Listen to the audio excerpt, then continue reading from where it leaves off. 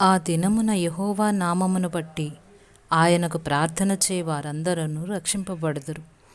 యోవేలు గ్రంథం 2వ అధ్యాయం 32వ వచనం. నా దేవుడు నేను చేసే అతి మెల్లని ఆర్తధ్వని కూడా ఆలకించేటంత దగ్గరగా ఉన్నప్పుడు నేను ప్రక్కింటి వాళ్ళ దగ్గరికి ఎందుకు పరిగెత్తాలి? ఆయనకే ఎందుకు నేరుగా మొరపెట్టకూడదు? నాకై నేను కూర్చుని పథకాలు అంచనాలు వేసుకోవడం దేనికి?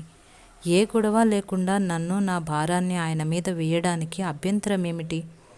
గమ్యం దగ్గరికి సరళరేఖలో పరిగెత్తేవాడే సరైన పందిగాడు.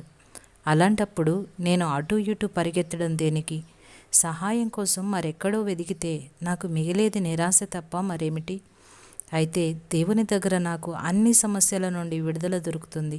ఆ నిశ్చయితను ఆయన నాకు ఇచ్చాడు. ఆయన్ని పిలిచి సహాయం కోసం అడగవచ్చునా లేదా అని కనుక్కోనక్కర్లేదు. ఎందుకంటే ప్రార్థన చేయి వారందరూ అనే మాట అంతులేనిది. వారందరూ అనే దానిలో నేను కూడా ఉన్నాను.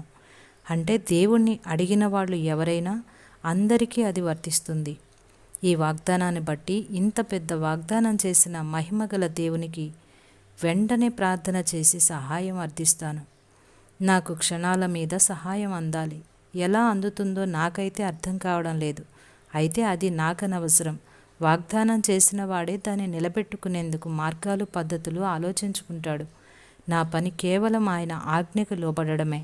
ఆయనకి సలహాలు ఇవ్వటానికి నేనెవరిని? నేను ఆయన భృత్యుణ్ణి మాత్రమే, మంత్రిని కాను.